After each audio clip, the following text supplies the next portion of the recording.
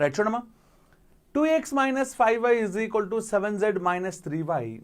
Okay, so అయితే ఏమంటున్నాడమ్మా 8x, ఇంకోటి ఏమొస్తున్నాడమ్మా xyz is not equal to 0. Okay, 8x cube minus 343z cube minus 8y cube by xyz is equals to. దీన్ని మనం రెండు రకాలుగా చేయొచ్చమ్మా.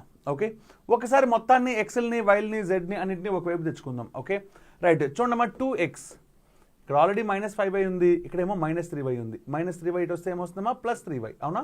Okay, -5y + 3y అంటే ఏమొస్తుందమ్మా -2y.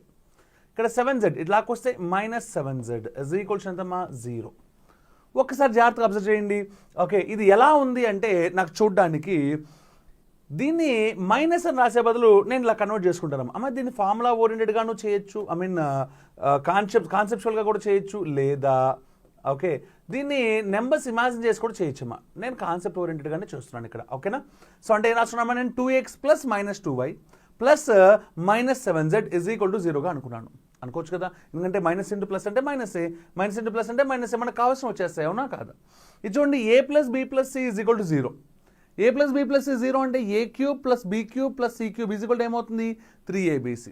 a³ అంటే 2x whole cube అంటే 8x³.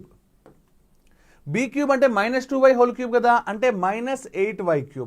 Okay, -7 అంటే క్యూబ్ చేస్తే -343z³ is equals to 3abc అంటే 3 ఇంటూ a అంటే 2x ఇంటూ b అంటే -2y ఇంటూ c అంటే -7z, అవునా?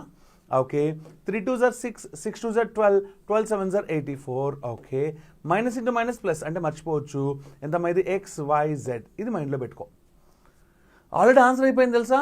రైట్, ఈ వాల్యూని ఇక్కడ సబ్స్టిట్యూట్ చేసుకొచ్చాము చూడండి. 8x³ ఉంది, -8y³ ఉంది, -343z³ ఉంది. దాని వాల్యూనే ఇక్కడ నువ్వు చెప్పావు 84xyz అని, అంటే 84xyz బై xyz, అవునా కాదా? క్యాన్సిల్ అంటే ఆన్సర్ ఉందమ్మా 84. అంటే ఎన్నో ఆప్షన్ అమ్మా? C is the answer. ఇది చేయాల్సిన పద్ధతి.